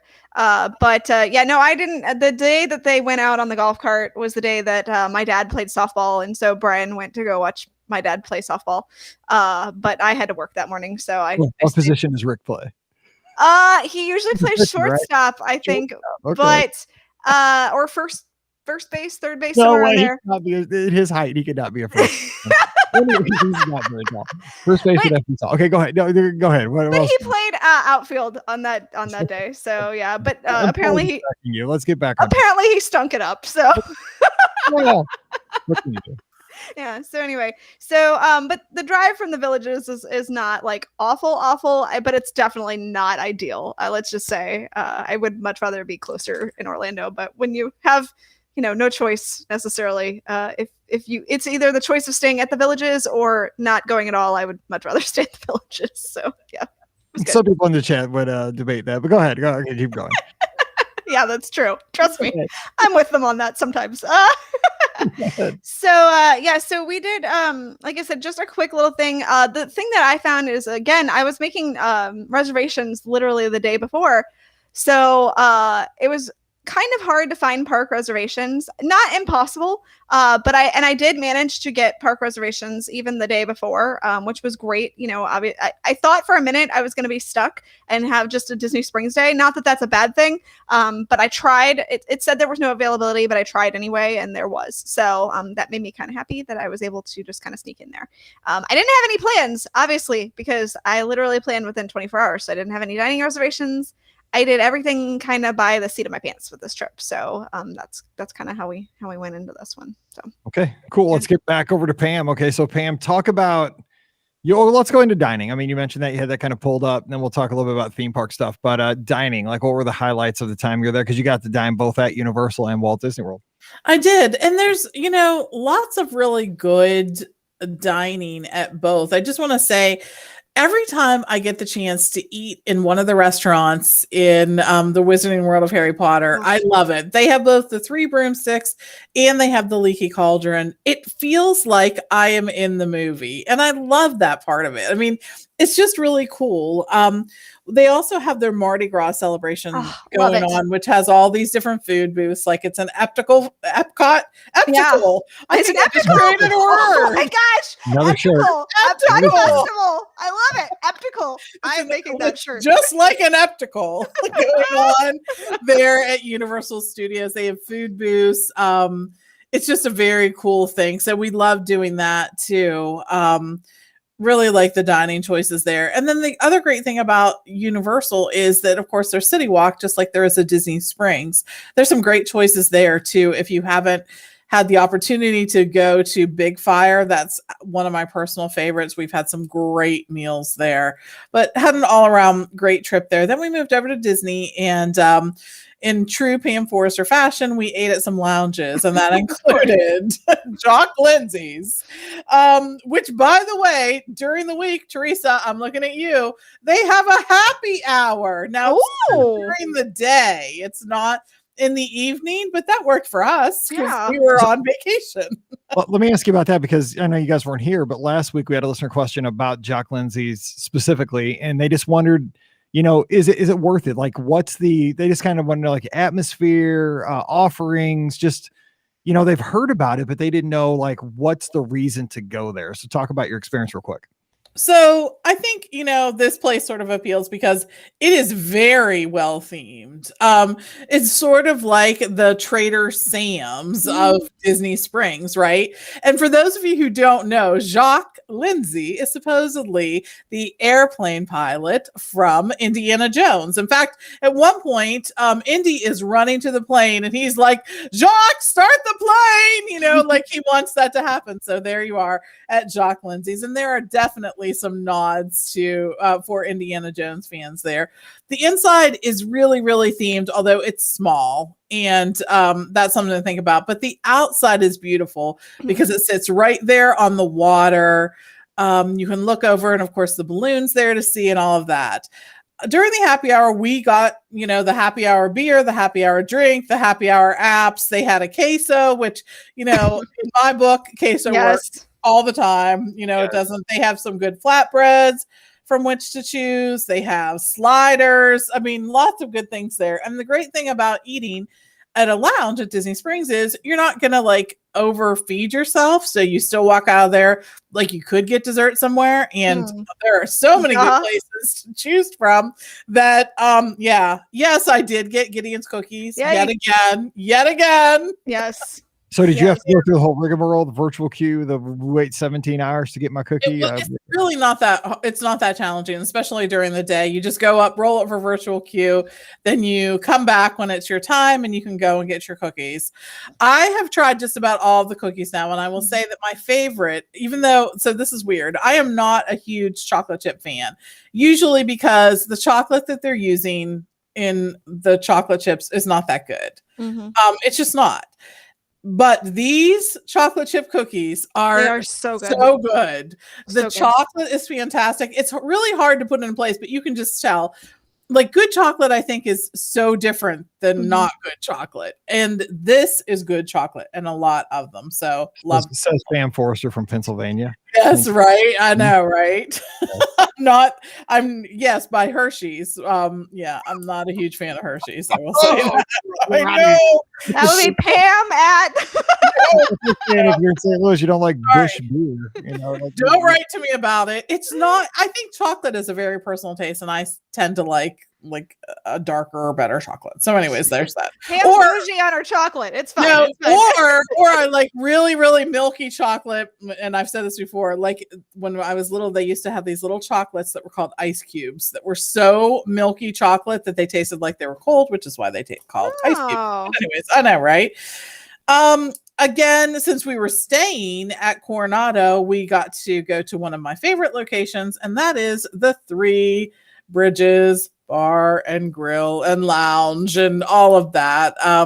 We had a good meal there. We rolled up. You can now at Three Bridges, it's not a place where you make ADRs, but you can get on the virtual wait list if you like. They are doing Three Bridges to go. So you can order and pick it up there, take it back to your room if you happen to be staying there. We had a great experience there as ever. And if you've not been over there to Coronado to eat at Three Bridges, make a point to do so. Again, it sits on the water. It's beautiful. Lots of good stuff there. We also had some fancier meals, including we ate at the Boathouse. And had a lovely meal there as always. The Boathouse is good for people who like steaks, people who like seafood, people who are looking for something in between. We've always had good food there. We ate at Narcoossee's. Agreed. They have like that sort of those Parker House rolls, and they're fantastic. Yeah, they are. We also had a great meal at Narcoossee's. We got the surf and turf, my friends, and it is very good. There are a couple of things that I always recommended at Narcoossee's. First of all, the surf and turf is always good, and you can get it with lobster, or you can get it with shrimp, or you can get it with scallops. So they sort of make a few things available. Calamari, if you like calamari, so tender there, and the almond cheesecake. So you cannot go wrong with these things. We ate at Homecoming just because I love Homecoming. It's Pam's choice. It's my happy place. I can go there, get a beer. I don't even order any of the entrees. Steve and I don't. We don't. We split an app and we split a couple of sides. That's the way to. Honestly, that is your lesson, people, right there, because the sides are awesome at Homecoming, but if you get a big entree, then you don't have hardly any room for sides. Exactly, and they actually have an entree which is just 3 sides. That's the way to go. Smart. So you can pick the mac and cheese, because if you don't pick the mac and cheese, right, what is wrong with you? Yes. Do you not like yourself? Did someone hurt you when you were little? Order the mac and cheese. The greens, love the greens. I'm a greens fan. And they have these like roasted sweet potatoes, which are great too. So deviled eggs. And we found out on one of the call-in shows the other night that you can actually, if the rest of your family's weak and they won't order deviled eggs with you and you're a deviled eggs fan, you can just they'll prorate them. Like you can just buy 2. And what? Nice. Why did I not know this a couple of months ago? Pam, when we were there and I ordered a whole tray of deviled eggs for myself. You were like that movie Cool Hand Luke. You're like, just slamming them down. You're like, I'm gonna have 19 deviled eggs. I have 6 deviled eggs to eat by myself, and I do not need 6 deviled eggs to eat by myself. Nobody needs 6 deviled eggs. I mean, you should see me on Easter. I can put them away, but I'm just saying. I can too, but I don't need 6 of them. So yeah, I wish I would have known this. Why did I not know this before? I'm so hungry right now. I know, right? I have a couple more places to talk about. Wine Bar George, again, they have this huge, ready, Mike? Charcuterie board. Yes, ding it. Huge. Ding it. There we go. And we told the waiter that it should be called the big blank charcuterie board. It's so big. And he said he liked that. He would think about suggesting that to George. So George, if you're listening. George, if you're listening, just call it the big blank charcuterie board. There you go. Yes. So many good wines there, really and truly. It's absolutely something that you want to check on. And then our last night we ate at La Hacienda, which I haven't been to in quite a while. And I got one of the entrees, which I had got in the past, and it is so good. Their shrimp tacos. Oh. Yum. And it was just one of those days where it was like it was warm that day. Yes. It was warm that day, yes.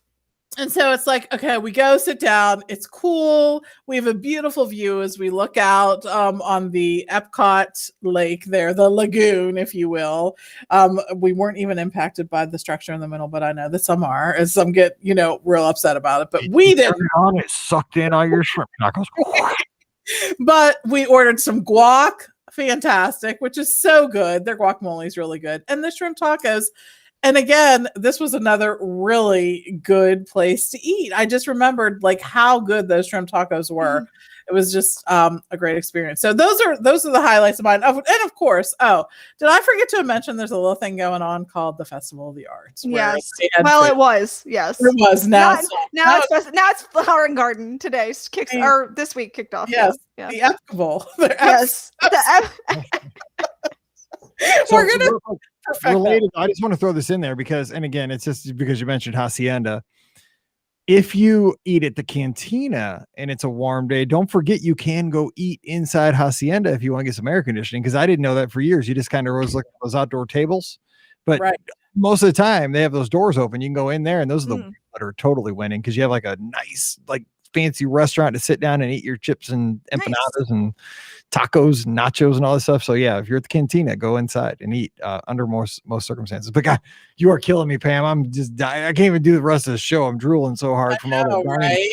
I know. Oh, man, my meals have not looked the same since I've come home, I will say. So seriously. All right, Ricky, top that. I cannot. But no, so we did go to the Wave again because again, because it's just one of those things where when I didn't have, I said I planned it in 24 hours. I didn't have any dining reservations, didn't look for anything to eat until, that morning. So it's like Brian and I were walking into the Magic Kingdom going, where can we eat? So we picked on the Wave. And again, it was fantastic. So good. My brother had the pork tenderloin, which was like coffee rubbed, and it's served with the grits. Those grits are just, they're served with the bacon and eggs, which I got again as well, because I think that's like my favorite thing. It's just so savory. It's so good. But kiss my grits. Yeah, exactly. But the grits, you don't even know where that's from, do you?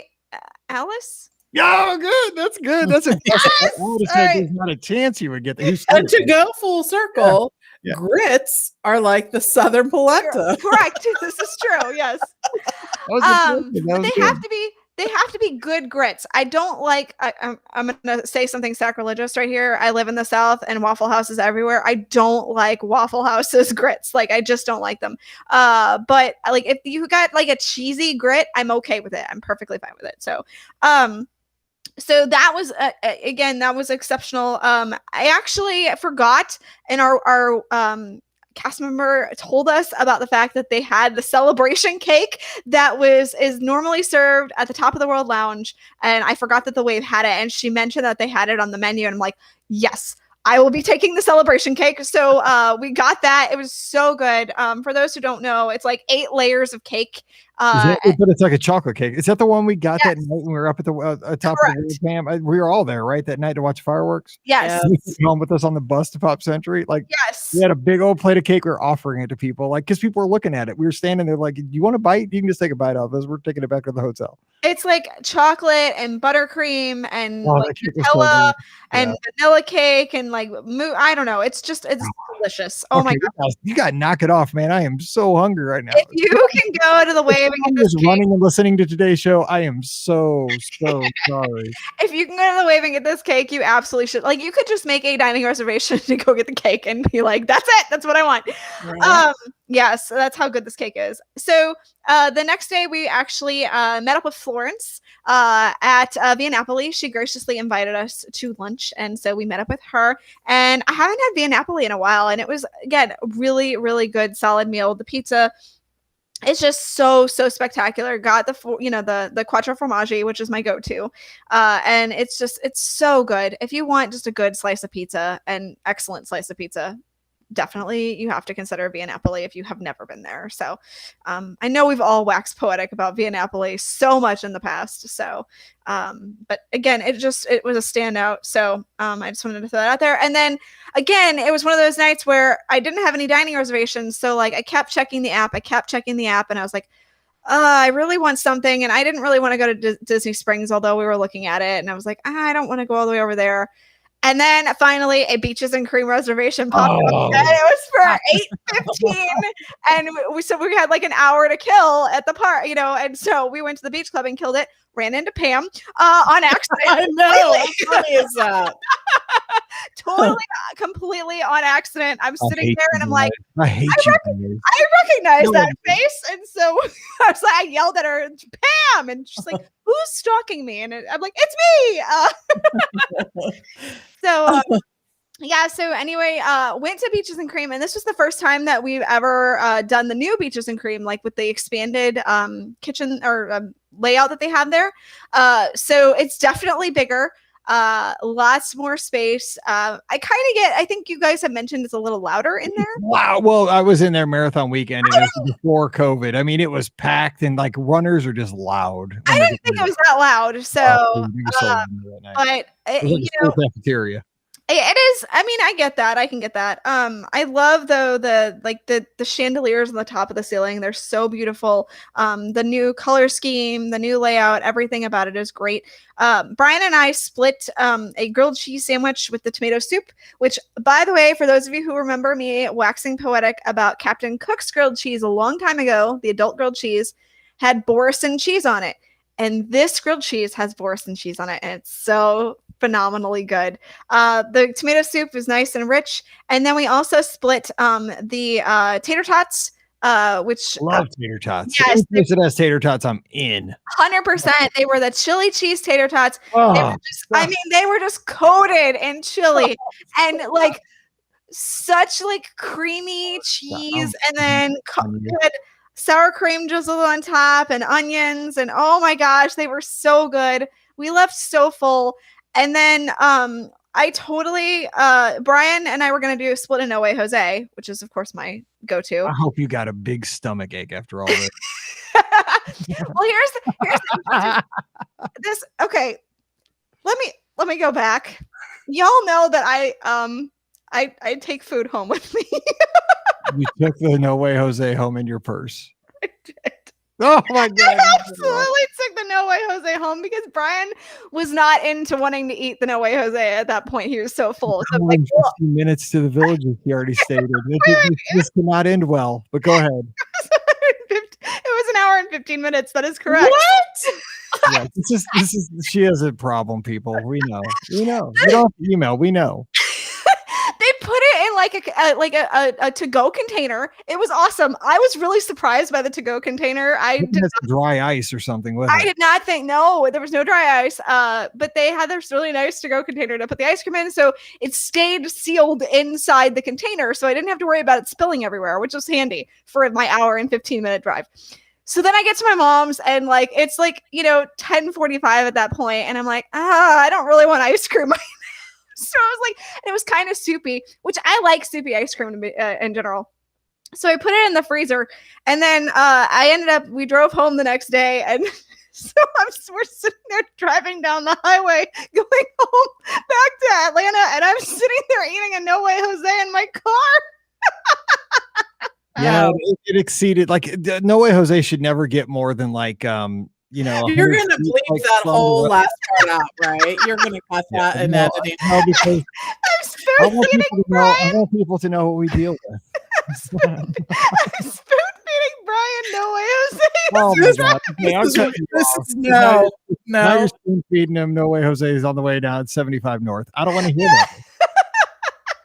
Okay, I told you there's something wrong with me. You're running kind of long. I'm not playing either. We have 10 that minutes. No Way Jose story is time I will never get back. No Way Jose, literally, no way. Okay, so No. Pam, what else about the parks? I mean, we do have about 10 minutes left. So cool. Give us something you did in the parks that was exciting that people can look forward to this spring. So we did not take any food home. First of all, you can go to Walt Disney World and not take any food in a to-go container. Like, truly, you can just roll in, eat what you can eat, leave the rest there, and be like, "No, I'm not taking that home." So, anyways, that was hysterical. We saw them on the tail end. They were getting ready for Flower and Garden Festival, which is such a pretty festival. It makes Epcot look spectacularly beautiful. So make sure, spring is the perfect time to be down there. There are some great dates available, and there are some great pricing available too. So make sure you check that out. We, of course, walked over so that we could see the new entrance to Ratatouille. Yes. That whole area. The great thing is that you can see above the wall that they have Gaston's restaurant, and it lights up at night, and it's fantastic. So we love that. But the whole area really does remind me a lot of Paris. Just the way that they make the posts on everything look beautiful. It's sort of an Art Deco, they call it, like Belle Epoque in Paris, but it's really stunningly beautiful, and just a great credit, of course, to the Imagineers who make the new areas that they create so spectacular. They just really, really do. Because we were staying at Caribbean Beach, you can, depending on where it's located, you can walk over to the Riviera. Or you could also take the Skyliner as well, but we were within walking distance. So we walked over to the Rib a couple times. Not only do they have the great, quick service location there with Primo Piatti, but they also have sort of a lounge, which, we sniffed out and we've seen it at Bar Riva. It's a great location. It's open air. Yeah, I really want to hang out there. So nice. You can order lounge food, and they actually have stuff that's not on the menu at Primo Piatti too, that you can order there, but you can also order items from Primo Piatti. So make sure, you stop by there and see our lovely bartender, Megan, who we saw at Christmas time, and she was thinking that she might get engaged, but she didn't. But there's still like hope. It's coming. Like, yeah, we asked her about I mean, it. we're all, used to disappointment and all, but that's right. I know. And then when she said, we were like, "No, did you get engaged?" No, we're like, "Oh no!" I shouldn't have asked.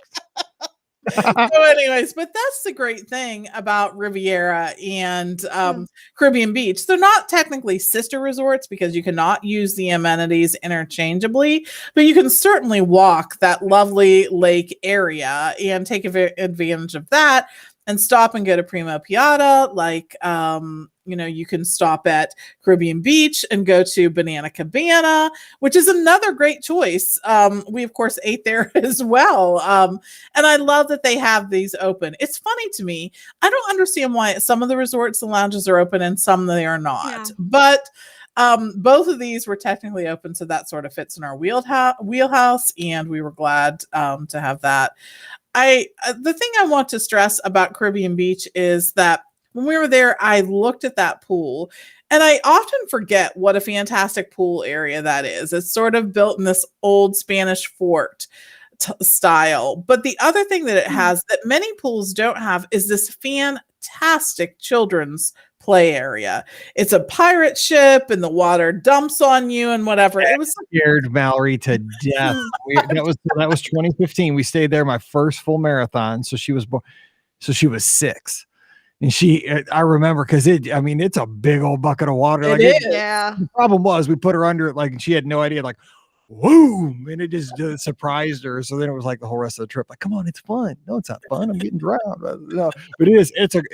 To me, that pool reminds me of like swimming in Pirates of the Caribbean. That's what it feels like. For sure. It's such a great area. And you do have Banana Cabana there within walking distance. And of course, the quick service location right there in Centertown too.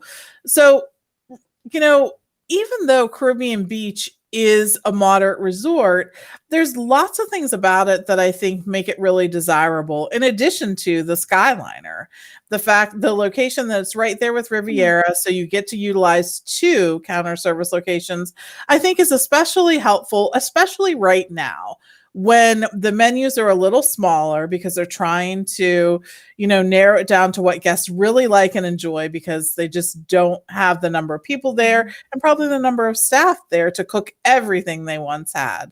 So, give that resort a shot, give Coronado a shot. Disney moderate resorts are, I think, the biggest value on Disney property. Truly, just some of the amenities that they have are fantastic. So, right. So just kind of piggybacking on that, I was working with a guest today and we were talking about, we were looking at 2, we narrowed it down to 2, Pop and Caribbean Beach. And so, of course, like if like price is your important thing, and it is for a lot of folks, Pop Century offers big value, right? But if you want to spend a little extra, here were the reasons you would go with Caribbean Beach. And you mentioned a lot of them. One, obviously you're at the Skyliner hub, so you don't have that extra hop, which is, you don't have to get off and kind of switch to the other line and get back in line. It's not that big a deal, but it is something to think about. The rooms are a little bit larger at Caribbean Beach. You have under normal circumstances, you're going to have a sit-down restaurant at Caribbean Beach, which you don't have at Pop or Art.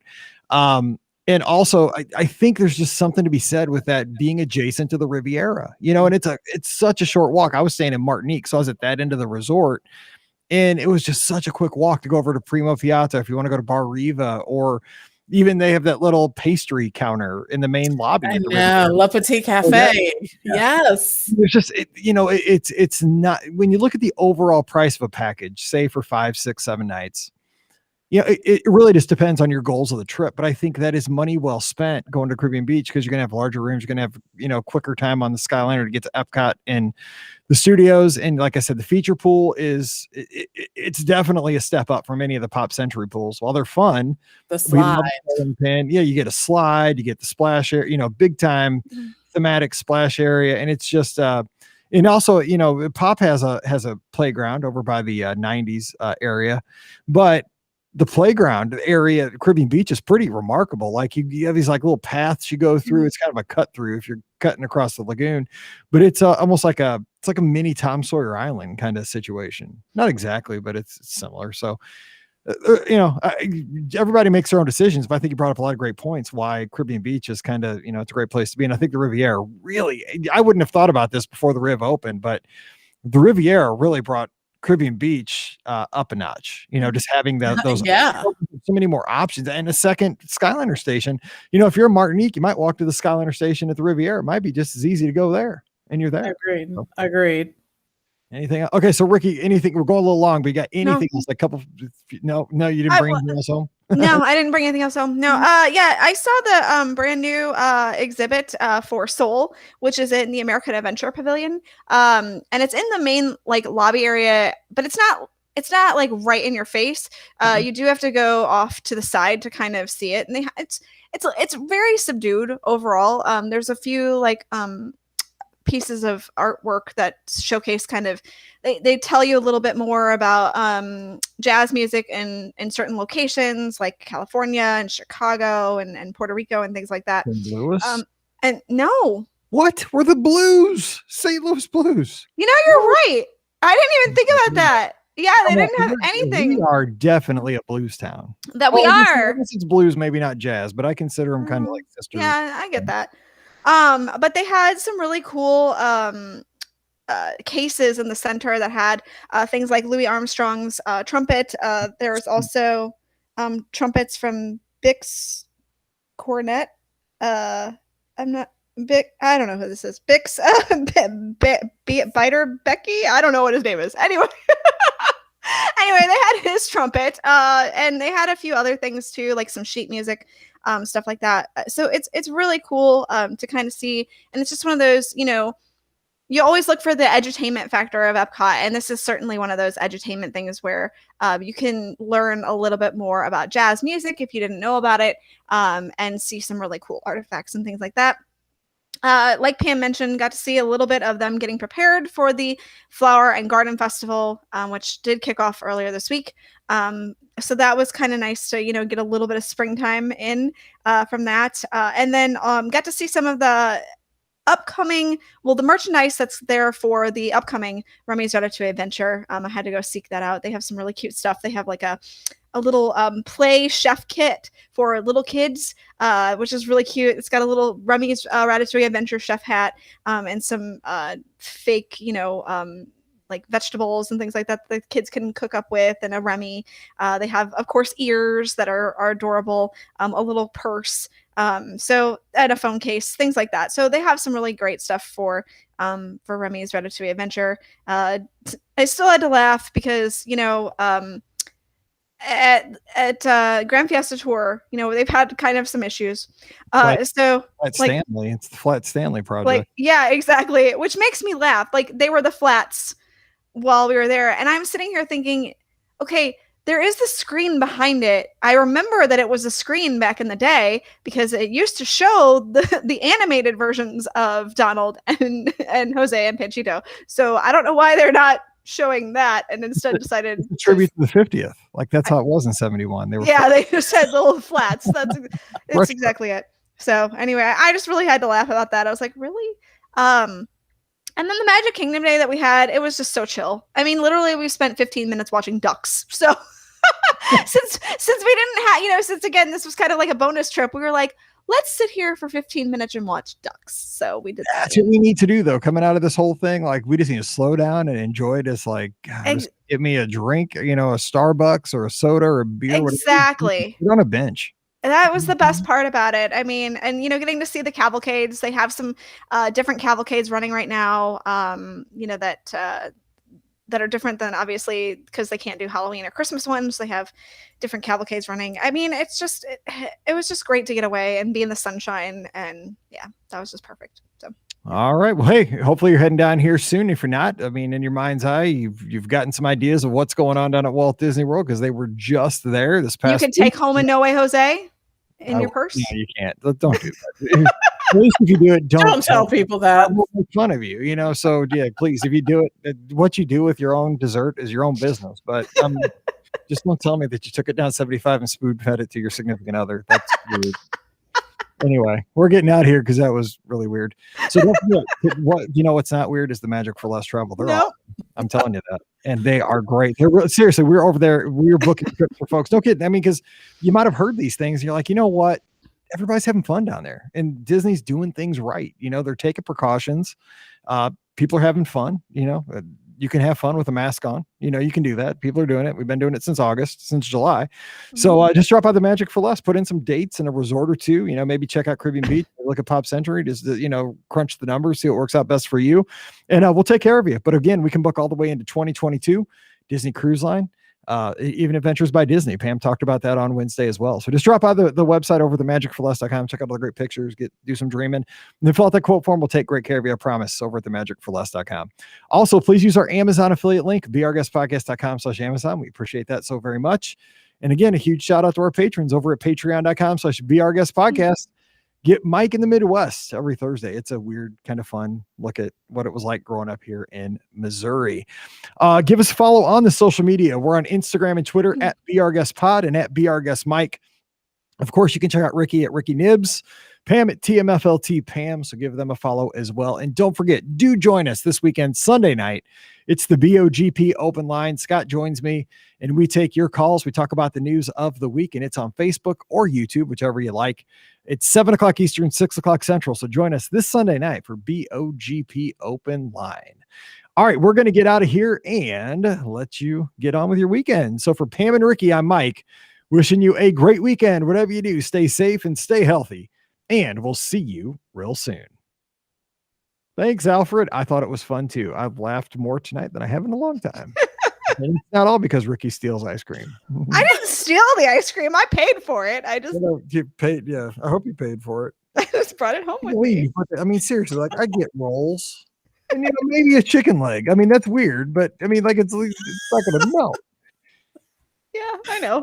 Like even a burrito is like questionable. Like I may not even put a burrito in my purse. And But I mean, let's be honest. By the time you got home, you could have stopped at Publix, bought all the ingredients to make the No Way Jose, and made it and ate it. But then I couldn't have had it on the way home with me. I mean, selfie of you. Well, you probably shouldn't have. I mean, somebody had, unless you have a Tesla, somebody would be driving the car.